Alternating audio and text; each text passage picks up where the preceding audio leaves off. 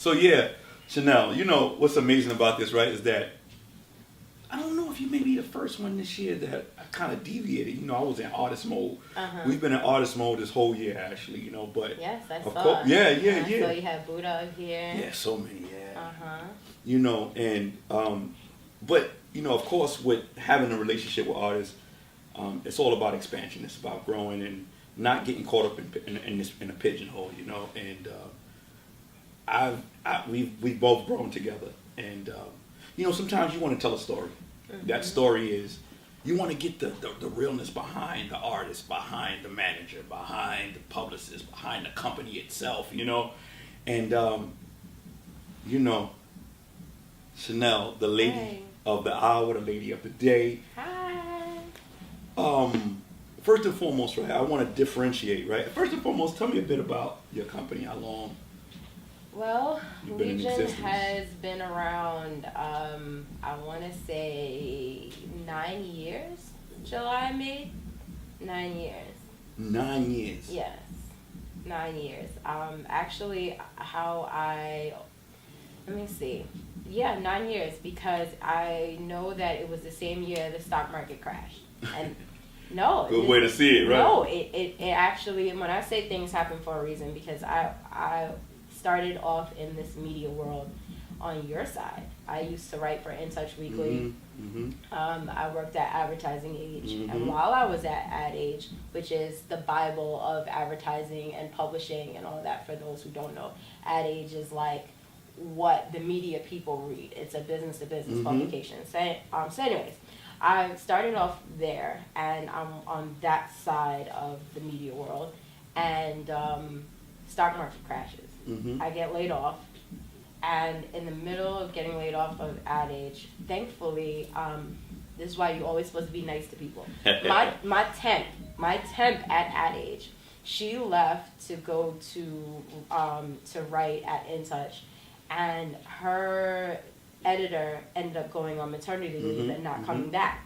And they were like, they just gave her the job. And then she goes, Chanel, do you want to write for me? And I'm like, But the key word, your temp, right? Yes. Go figure. My temp. Love it. My love temp. it. Shout out to Gina. She's now the editor at Radar Online. But again, this is why you always nice to Relationships. people. You never know where they end up. And, you know, forget about just being a good person, as, you know, as your parents told you to.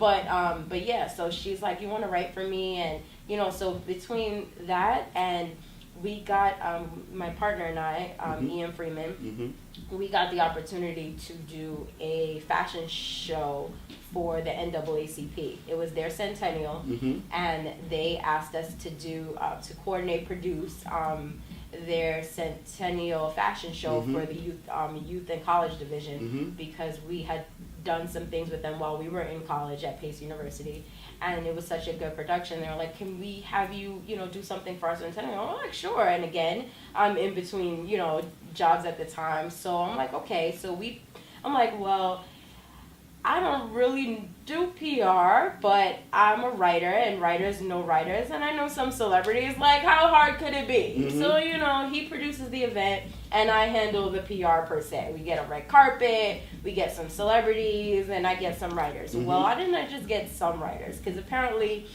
that week the show ended up being in USA Today, 17 Magazine, Go New York figure. Post, all of this, to the point where the designers in the show came to us and were like, can you do PR for us? And I was like, wait, what?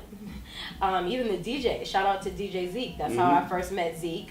And he goes, you know, can you guys do PR for us? Like, I've been trying so hard to get this attention, and here you are, this one show is getting us so much publicity. And so my partner and I were like, well, it sounds good, but realistically, we both have media background, and he has more of a sales background. And so we needed someone to solidify this thing. Because now, yeah, we want to do PR, but realistically, we're not educated in that field. So let me quickly, so let me jump in. So now, you know, because it's such a competitive field, just being in the game itself, you know what I mean?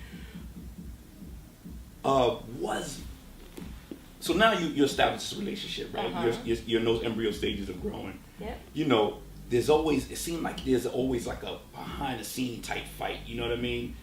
How was some of the publicists that that were currently out doing anything? Were they receptive to, providing information? Sometimes. I mean, during that time. During that time, probably not. I wish that I had a mentor that was as accessible as I try to be. Mm-hmm.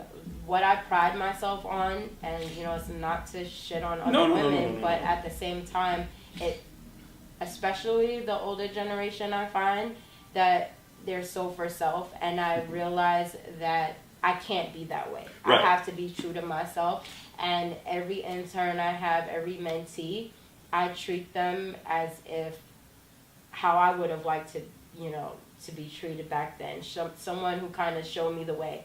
I have girls that have been with me since I was an editor at Pace at mm-hmm. college, and she's still on my team today. Mm-hmm. Another one that started off as an intern is now my partner.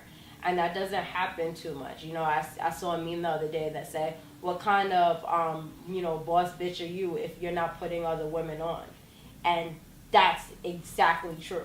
Like, all of these people that claim to be about, women empowerment and this, that, and the third, what are you doing if it's not, showing young women the way? And right.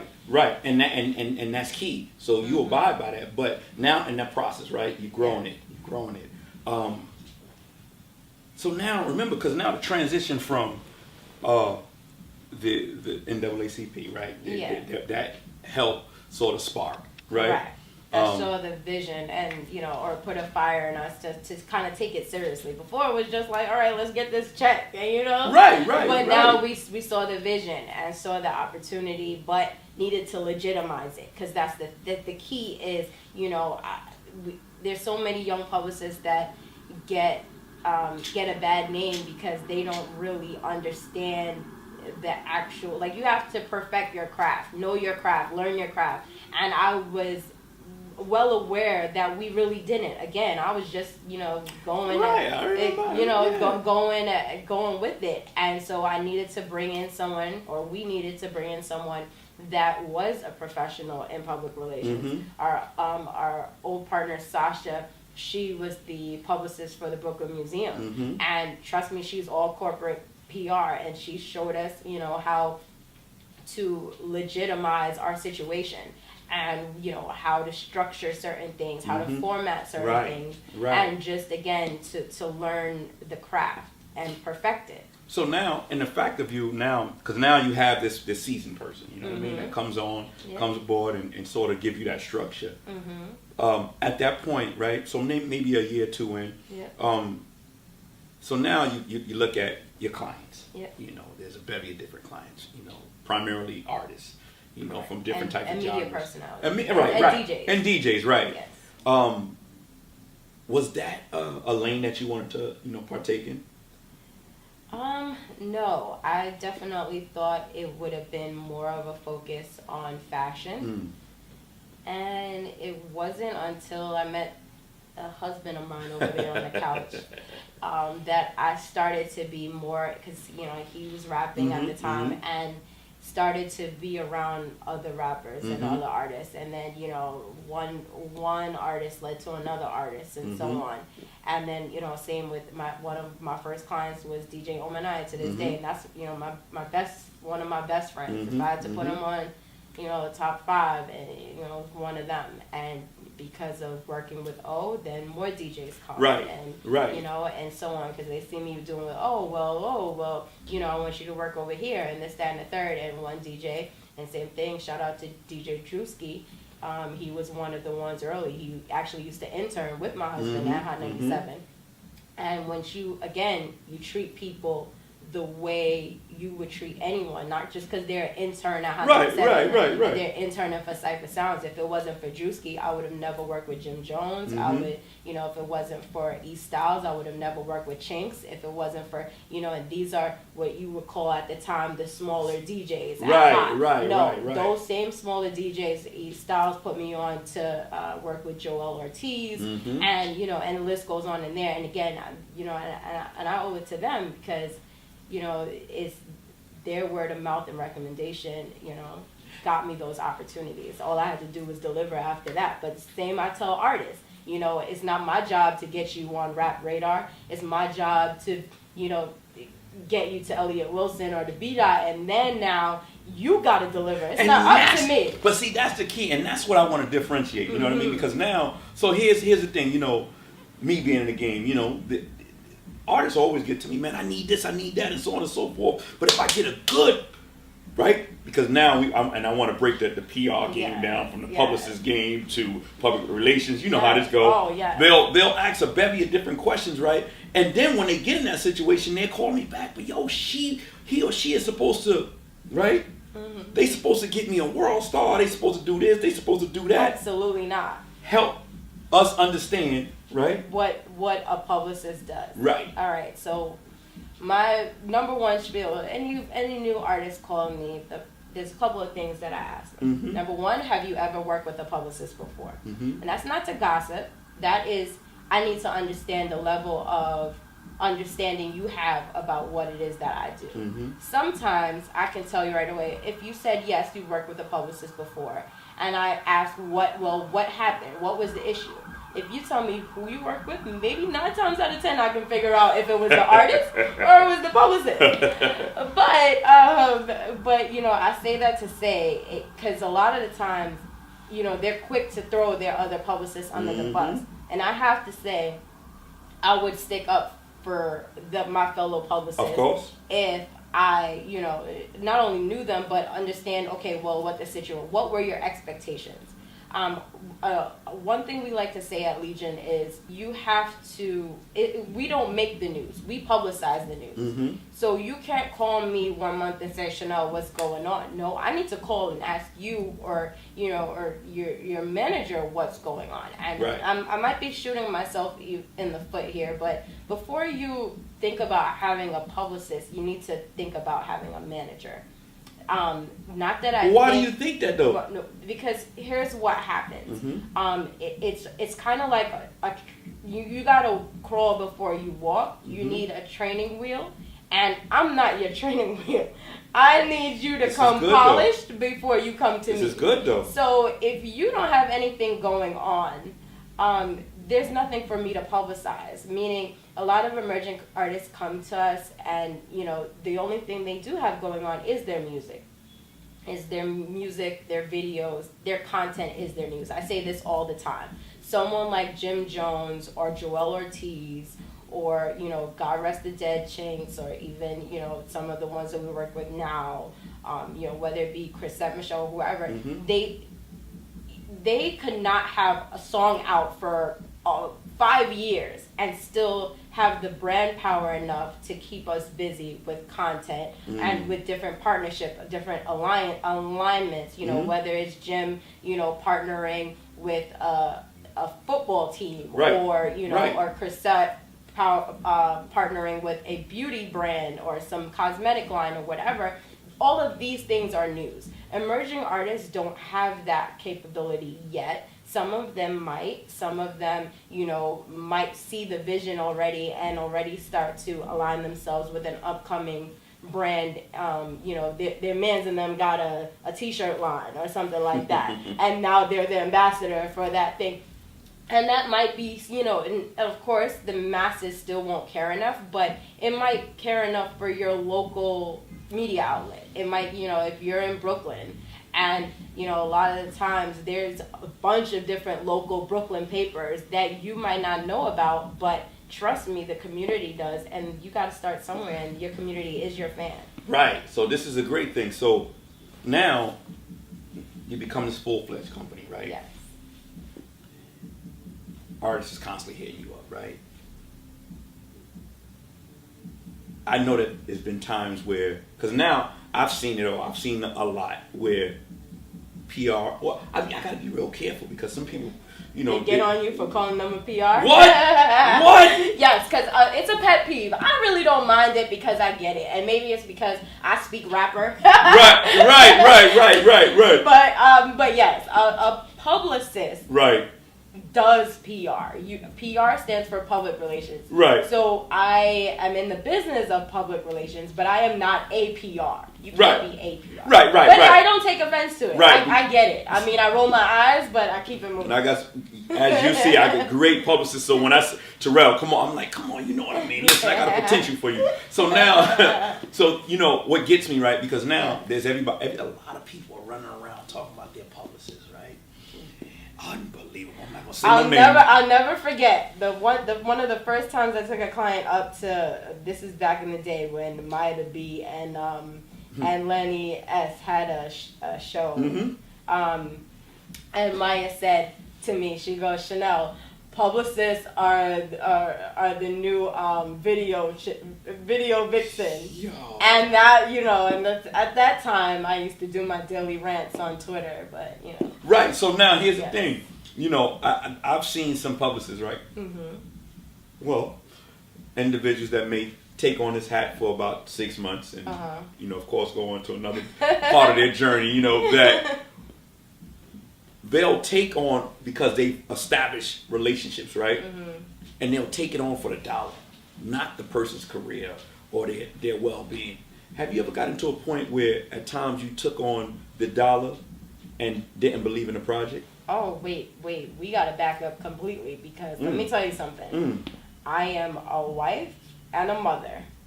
My household needs to get fed. So there is no way that I would take on anyone's journey without the dollar. Right. No. Hear me out. Okay. What I'm saying is, I'm not. No, we know that. You know, I know that. What I'm saying is that the money-driven part, right? The money-driven part in the sense that, yeah, I know that you have a little money in the background. You know what I mean? You full of money. You got money going on, but your career isn't there. You know what I mean? It's tangled. You know what I mean? But I really don't believe in you. But I'm gonna take this money because I need to pay some bills. Actually. Well, you get what I'm saying? It's a fine line. Which, and I say that because I've seen that it has distorted a lot. You know what I mean? I think that the concept is different. I think when it comes to, there's certain clients that you obtain that you're down for the ride. Right. You know, right. You know, and it's ones that you build more of a personal relationship with. Mm-hmm. Sometimes it's not just the men. I mean, just the artist you might build a relationship with. It's the team. Right. You build a relationship with the manager. Mm-hmm. Like shout out to Joel Ortiz and his team. Dennis looks out for me in so many different ways. Dennis, man, stop playing, Dennis. But anyway, yeah. Yes. It's so, you know, that's family in other words. We're down for the ride. Mm-hmm. But there might be other clients that might come and go, and it's no, you know, one you have more of a feeling with another. With Legion, we kind of do a test run where it's a 3-month campaign. There you go. Because sometimes it might be okay with the business, but the personal vibe just ain't there. Mm. And you don't ever want to be in a situation where you're okay with the business, but you don't really like this person for whatever reason. Mm-hmm. And sometimes it's just best to go your separate ways before it gets ugly. Okay. So if you keep it to a 3-month consistency, you know, you won't really get tied up in those things until, you know, it just prevents any of that messy stuff. But then you have, you know, clients that you've had for a long time, you know, and you know, just family. Like most of my DJs are that way. I don't know. I get along with DJs then. Right. But I think they become a major tool, right? Yes. Right. You always have to have them right in that basket because, of course, a lot of your clients may be artists. You know what I mean? So you may need that to bridge that gap. Oh yeah, for sure. So let me ask you something. You know, are you looking to sort of a segue? I mean, of course, you still deal with the rapper, the DJ. Segue into dealing with other types of companies, larger companies. Well, yes, we do. I don't specifically. I might work on it, and again, just how we structure our team is a bit different. my partner Ian, he's more focused on digital, Right. Digital activations, whether it be, you know, you have a new app. We've done some app launches before, some video game launches, movie premieres, that sort of thing. As well as fashion, you know, from time to time. Right. So I think from people like you, that Legion is sort of known for the music, but it's a much larger entity than what people realize. I'm just the more vocal one. Right. Which is, and you know, I know the overall, but you know, Yeah. sometimes people don't see that. They'll just constantly see you Yeah. for the rap, you know what I mean, Oh, or yeah, just for sure. music in general. Yeah, and it's so much more to what we do. We rep a lot of lounges and clubs, Club Rain, Embassy Lounge. Talk about it. You see? Yeah, so it's a lot more to what meets the eye. It just so happens that, again, because of, I think social media has changed that perception a lot. Because, you know, if you're just out seen with all, you know, my old editors like, Chanel, you have so many rapper friends. Yeah, if you see me out with my rapper friends, then you think that, you know, that's all we do. And again, you know, because we might get an app launch, but how often are we, you know, constantly in that world? So also the consistency is key. Of course. Unfortunately, there's, you know, this world is oversaturated with rappers. Right. Well, here's the thing, though. You're not taking every rapper that comes across your, you know what I mean? No. We're definitely not. Number one, let's just be real. A lot of them can't afford us.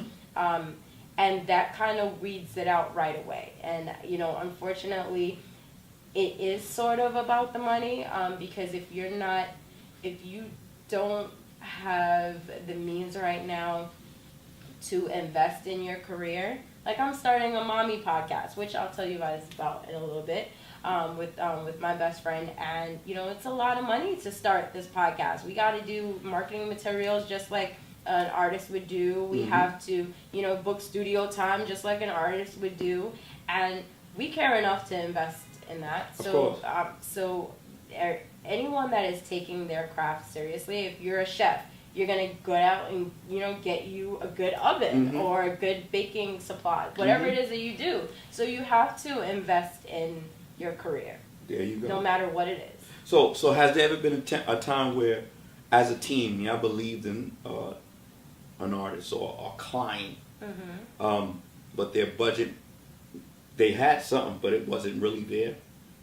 I wouldn't know if they didn't have it, because I've Clear and learned cut, right. it's clear and cut. You know, if we don't get paid, we don't do any work. So I wouldn't know. Well, they wouldn't, unless they came to us and, you know, popped some sort of plea and whatever. But I haven't had that happen yet. I don't know if it's an ego thing or, you know. But sometimes someone keep it 100. Like, listen, no, you know, I don't have it. I don't have it to, you know, have you on a retainer for a whole year. But what's gonna happen? We're gonna do 3 months right now. I'm gonna go re-up, and I'll come back to you when my next project is ready to go. And I've definitely had clients that, you know, that take that route, and I appreciate it more. I was about to say that. I think what happens is, and once again, I think that with the social network, you know, what's going on at this current moment, there's so much information that's being tainted, you know, where you can't approach people. You can't approach Terrell and be like, such and such, and automatically he's like, it's $1. You know what I mean?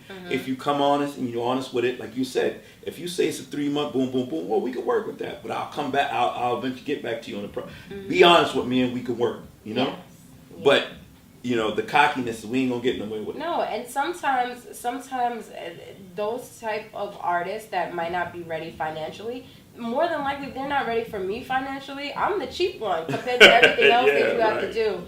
So really, you're not there yet anyway. So maybe you might just need, you know, some consultation with me. You know, maybe it's an hour a week on the phone, or, you know, or once a month meeting in person. You know, something like that. Okay, Chanel, what I right now I have this mixtape. I can't afford yet for you to push it, but what are some things that I could be doing? And, you know, just having a conversation. Okay, well, you know, I want to start networking more. Can you send me events? You know, there's other things that, might be of service to you opposed to a full-on retainer at the moment. See, but this is vital. Mm-hmm. That's vital as well, because once again, the artists when you send a package, they're looking at the package. They're not understanding that we can do that as well. No, I don't know. I love stars, but yes. No. I get it, yes. Yeah, I think, once again, the interview is more educational, but it's also, there's a business as well. This is a business as well. It most definitely is. Right. And that's the misconception as a whole, too, I think, especially with the gram and all that. Like, everyone thinks kind of what we do is just a hustle. Right. No, it's a full-on business. And if, am I well set to say that, I can do this, full time on my own, and our company is doing so well? Hell no. Right. And I'm never in due time, I've seen her growth. Listen, let me tell you, y'all. I applaud. I listen. Awesome. 9 years though. 9 years. Where did it go? It just went by. Unbelievable. I knew you that long. Yeah. Oh my. Yeah. Well, almost. Yeah. I think I did. I remember you like unbelievable. Wow. Give me, because you were talking about this mommy podcast. Yes, do you want to elaborate on it? Yes. So it's called My First Time a Mommy Cast. #MommyCast. My best friend, Latoya, both. Husband looking at you like, listen, don't tell him too much. It really we didn't spark it off yet. Well, this is very true. Yeah. It hasn't launched yet. We just taped our first episode. But we are, packaging it up first and doing it right. And that's another thing that, that we teach our clients too. Sometimes it's best to wait until you can make an impact. And so right now, that's what we're doing. We're taping. It is a show by millennial moms for the new millennial mom. We're not experts. We're not saying to be, again, it's called Our First Time. So we're learning with you. But it's definitely entertaining. Okay. We're gonna, have some serious conversation, but it's gonna be a lot of foolishness too. So why do you feel the need to actually to still and to be on the other side of the camera? Well, because I feel that a lot of things that I went through the first time being a first time mom, that after speaking to a lot of people about certain topics, that I realized I wasn't alone, but I felt so alone. Like, just as an example, and not to get too graphic, but I wasn't able to breastfeed. Okay. And I had my heart set on breastfeeding. And I think that a lot of, especially there's so much breastfeeding propaganda these days, that you kind of feel less of a woman and guilty for not breastfeeding. And if I'd known that, if my mom and sister would have told me that they didn't breastfeed too, but that's a whole different a whole different story. But I think if I had a support system to talk about this and not feel ashamed of my body that it wasn't doing what I thought it was meant to do, then it would have been easier. And I want other women going through certain things to know that they're not alone. I smell instant success, y'all. This is so captivating right now. No, just so many things. Like, my son, has a speech delay, and I feel like I'm doing something wrong. And it's not till I met another mom going through it, then I kind of feel better about it. And I don't want anybody to feel like how I feel. I'm a worry bug. I don't want you to be a worry bug. I smell what she's cooking, y'all. She's just the Legion right there. It's like a slew of different branches, right? And this right here, this is Mommy Podcast. I think I'm gonna have to, even though but I'm gonna listen. I'm going to tune in. Believe that. It's the only thing that can make me get back in front of the camera, by the way. Listen. But see, this is we've been talking about doing this right for I want to say. Almost a year. Yeah. A year. So the anticipation, right? This here, we're gonna break this down. We're gonna make this look real funky. Yes. I'm gonna send it to she ain't gonna let me go, how with other interviews, Terrell, I need that. Nope. We're gonna do it, and we're gonna do it right. I told him first we weren't canceling today. Almost didn't happen thanks to Dipset. Yeah. But that's a whole other story. Right. But I said if I have to be late for Dipset, they can wait. And a lot of times I've waited for Jim Jones. He can wait for me. I applaud her. We did not cancel. In closing, right? Is there like a actor or actress or athlete that the company would love to work with? You know, cause sometimes you scheme, right? You know, a lot of them may have, but then again, you might see somebody growing, and you're like, wow. Not even growing, just as a person, and maybe because I've been around the early days, but somebody like Rihanna, because, and it goes again to show you how everything is full circle. I started my career figuring out what I wanted to do interning at Def Jam, while Dipset was just getting signed to Roc Nation. Cypher Sounds, I call him Cypher. Cyphy, hi Cyphy. Cypher was just signing Rihanna, and I'm interning there at the table. Like Dipset didn't even have an office yet. We all sharing the conference room, like that type of situation. And just to see her grow as not just an artist, but how comfortable she is in her own skin. Oh, y'all calling me fat? Guess what? I'm in the gas station buying Snickers bars. You know what I'm saying? Like, yes. And, you know, just to be that comfortable and to see how she's going. And, yes, I'm a little bit biased because she's, you know, from my Caribbean, space. Yes. So I'm so proud of her. And I would love to just, you know, be in a room and share that with her. You know. That's deep. Another one. So when you see, right, because now, once again, there's a development stage with you as well, right? Yeah. Is it fair to say that, you know, as the publicist, as a company, you know, you take on a client, right? If it's a year, it's 3 months, 6 months, you work on some type of development, right? Most definitely. Right. Have you ever watched a situation go wrong, right? And as a company, y'all get together and say, you know, we would have went this angle, we would have took this route. All the time. Right.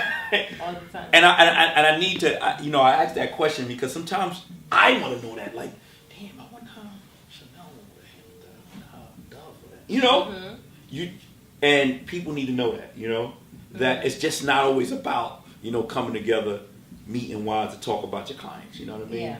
You know, you talk about the potentials, or you see what's going on, and we would have possibly did this. You know what I mean? Or how can we get this person out of that situation? You know what I mean? Yeah. And even, you know, certain things today, you know, that's going on, whether it be, you know, the Harvey Weinstein situation, we talk about, you know, everything that's going on and how we would handle it on a PR perspective. And, you know, and that's the one thing that I love about my team is so many different opinions, and when we all come together, it's kind of like, well, now we already know what the world's going to say because we have a little bit of everything here. So, to answer your question, it's just when you live in the media world, everything affects you on some level. You know, for example, we just got Jim Jones was just pitched a movie, and we're debating whether he should take the role, even though it's a small role, but it's some like sketchiness, and it's like with all this, you know, sexual allegations going on in the world, do we really want Jim in that light, even though it's just a movie? Right. I get it. But those kind of comments, so that's how, you know, even though it's not our specific client, everything happening in the world does affect our day-to-day conversations and how we move. Not everything is for, you know. Not everything is for everyone. Right. You know. In closing, is there any, like, publicist, right, that continually inspires you? I say not really one person in particular, but definitely. Or as a company. There's always the company. I mean, 5WPR is always, you know.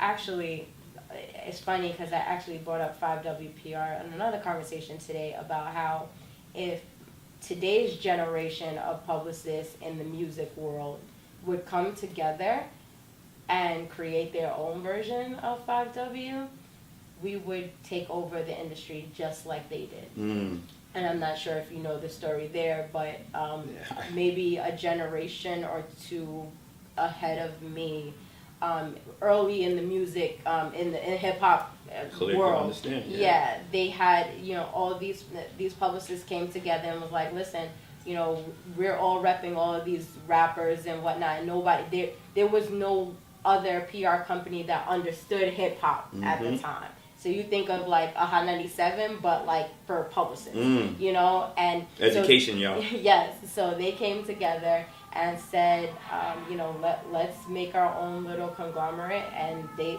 took over. And so, you know, yes, now they continue to rep, you know, our OGs of the world, hip hop people. But yeah, I always had that vision to do that. Now, unfortunately, with Instagram, everybody is their own brand, and everybody does this and that. Right. And I don't see it happening, but I would love it. I would love it.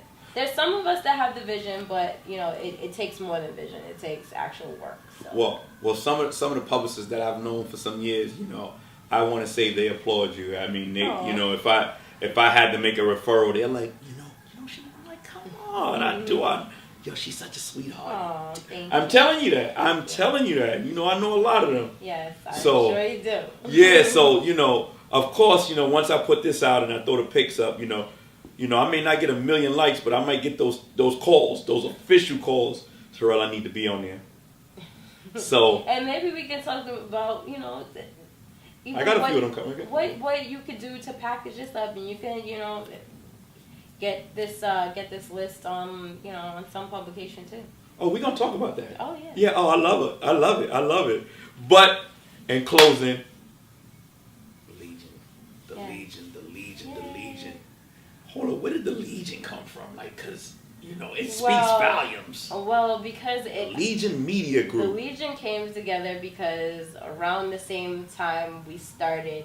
Again, I was working for In Touch Weekly, and I got dubbed the red carpet hero because of a spat I got into with Russell Simmons on carpet. So again, my editor at the time, she thinks I know all these rapper people, so, you know. The rapper people, I love it. Yes. So Russell Simmons was having an event, and it was, Chanel, why don't you go? You know, your rapper friends will be there, right? so I go, but of course they still want In Touch Weekly questions. Mm-hmm. So I'm on carpet, and Russell's coming down the line. You know, I hear him, and I'm asking, so, you know, what do you think of Madonna and A-Rod, you know, and Scandal or whatever? And he's like, what? I don't give a fuck about no Madonna. You know, we hear about Rock the Boat or whatever it is the event was. And you know, so I'm just going back and forth asking him the stupid questions, and he's still cursing at me, and yada, yada, yada. And the BT editor was right next to me. And the next morning, the story was about me and Russell going back and forth. Figure. And they called me the red carpet hero. And so I took it and ran with it. BT said I'm the red carpet hero. I'm the red carpet hero. I love it. See? And so that's a superhero. Right. A superhero. So then now my partner Ian said, well, we're each a bunch of different superheroes. Mm-hmm. And when you put them all together, it's the Legion. Oh, we're gonna have to edit that right. We might have to embark, you know, really start it off with that. I don't know, but we're gonna remix it.